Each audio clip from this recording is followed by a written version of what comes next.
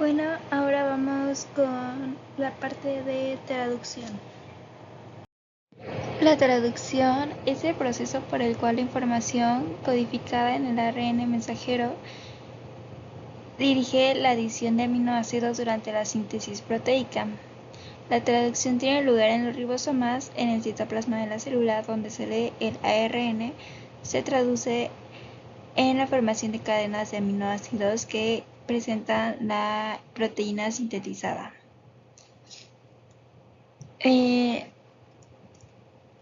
Aquí nos dice que hay un aparato decodificador, que es la secuencia primaria de polipéptido. También hay factores adicionales, y ya como mencioné, el RNA mensajero y el RNA T. Y bueno, aquí vemos gráficamente cómo es un ribosoma. Estos son orgánulos citoplásmicos encargados de la biosíntesis proteica. Son encargados de la unión de aminoácidos que transportan los ARNT siguiendo la secuencia de codones del ARM, según las equivalencias del código mensajero. Bueno, y aquí vemos el ARN ribosomal, que es un ARN que forma parte de los ribosomas y es esencial para la síntesis proteica de todos los seres vivos. Los ARNR forman el armazón de los ribosomas y se asocian a proteínas específicas para formar las subunidades ribosómicas. Algo importante para resaltar es que dentro de los ribosomas hay DNA ribosomal y esto es lo que permite la transcripción. Aquí tenemos algunos datos sobre la traducción, como que el ribosoma va agregando macromolecular proteínas y RNA. Hay dos subunidades y las tres moléculas de RNA de E. coli se encuentran en el mismo transcrito. Algunos genes codifican proteína, otros genes especifican RNA como producto final. Cabe recalcar que un gen es una región de DNA que codifica ARN. Ahora veremos qué es el tRNA, que es la abreviatura a RNA de transferencia. El ARN de transferencia es el enlace clave entre la transcripción del ARN y la traducción del ARN en proteína. El ARN de transferencia es complementario del anticodón en los codones específicos en el ARN mensajero. También el ARN de transferencia es el que lleva el aminoácido que codifica para el codón. Así que es un enlace clave entre los aminoácidos y el codón del ARN. Y bueno, aquí podemos ver algunas de sus características. La molécula de la RNT tiene una estructura de L formada por los puentes hidrógenos entre bases de diferentes partes de la secuencia de ARNT. Uno de los extremos de la RNT se une a un aminoácido específico, el sitio de unión del aminoácido, y el otro extremo tiene un anticodón que se unirá con un codón de ARN. Y aquí vemos cómo se va a nombrar de acuerdo con el orden de las bases moleculares, de las bases nitrogenadas. Por ejemplo, si citosina con adenina, con guanina es glutamina y así sucesivamente.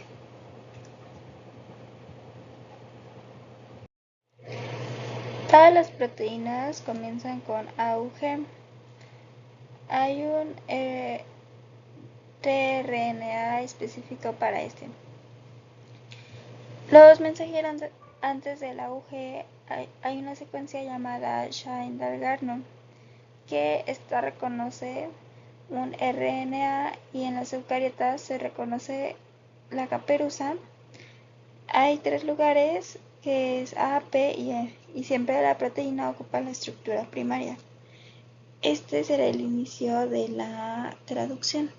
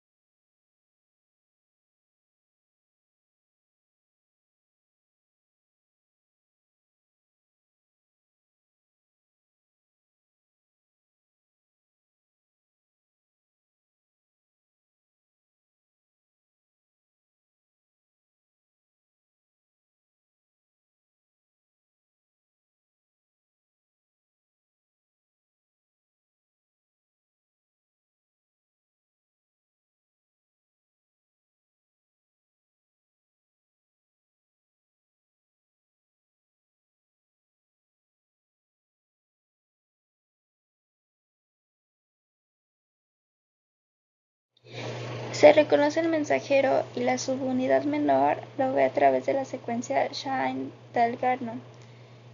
En el ribosoma 165 es el encargado de confirmar si será traducido, y bueno, todo esto solo pasará en eucariotas. Y aquí tenemos en lo gris ese ribosoma, y lo de adentro es el ARN mensajero.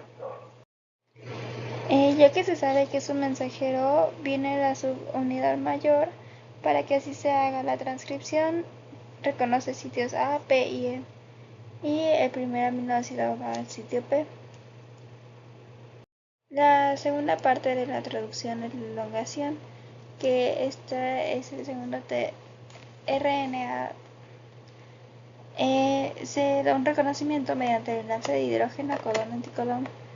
Requiere GTP y 2 factores de elongación. También se forma un enlace peptídico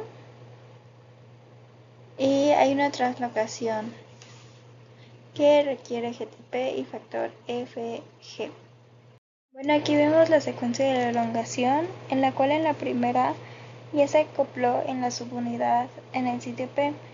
En la parte verde está el anticodón. Después va un segundo tRNA, el cual entra al sitio A, pasa a la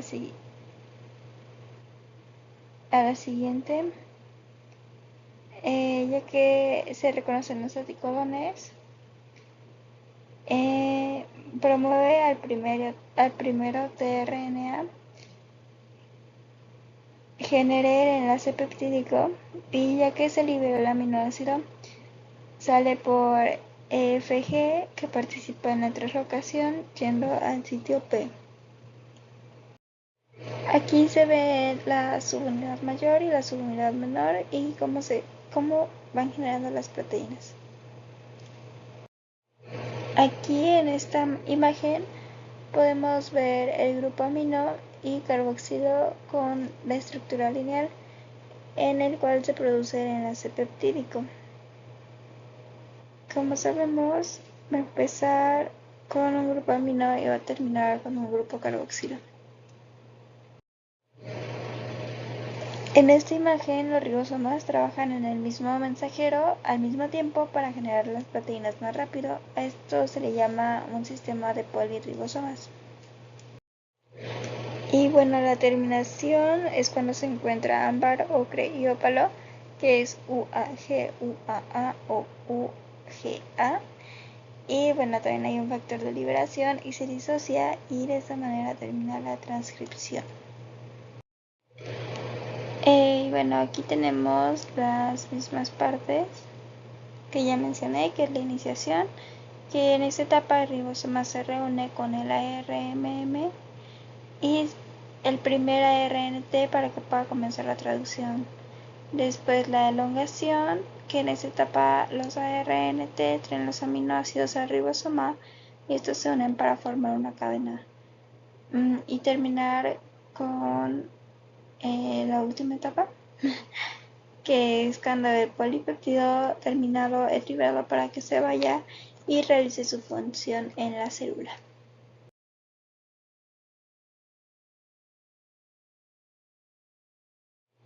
Aquí vemos el sistema de poliribosomas, que es lo que ya expliqué, que es cuando muchas trabajan al mismo tiempo para que se creen las ribosomas, para que se creen las proteínas de una manera más rápida. Aquí tenemos nuevamente el polirribosoma, pero de una manera más realista. Y bueno, aquí vemos un resumen de lo que es la traducción. Este requiere mucha energía. Y bueno, en las procariotas hay un acoplamiento de la transcripción-traducción. Hay mensajeros policistrónicos. Y en las eucariotas no hay acoplamiento y mensajeros no policistrónicos.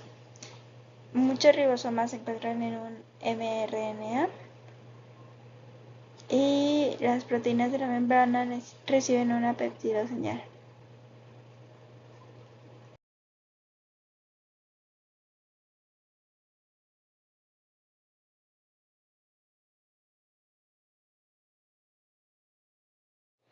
Aquí lo que podemos ver es la estructura del código genético. Como sabemos, siempre empieza con el amino NH3 y termina en el grupo carboxilo. Va de 5' a 3' y un mensajero siempre empieza con la metionina. Todos los códigos genéticos son universales excepto el mitocondria. Y bueno, aquí tenemos igualmente lo que veíamos. Aquí empieza con 5', que por ejemplo si es en guanina, luego la segunda posición en adenina y la tercera en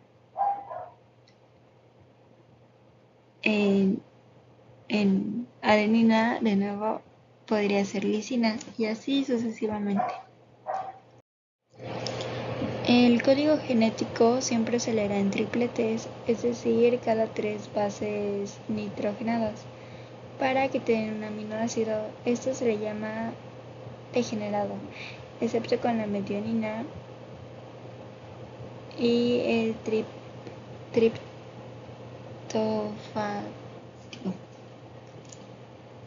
En esta parte se nos explica que es un código degenerado, que es una característica del código genético y es cuando la regla de correspondencia entre la secuencia de nucleótidos de los ácidos nucleicos y la secuencia de aminoácidos de los polipéptidos se refiere a que existen más codones distintos de los necesarios para guardar la información genética.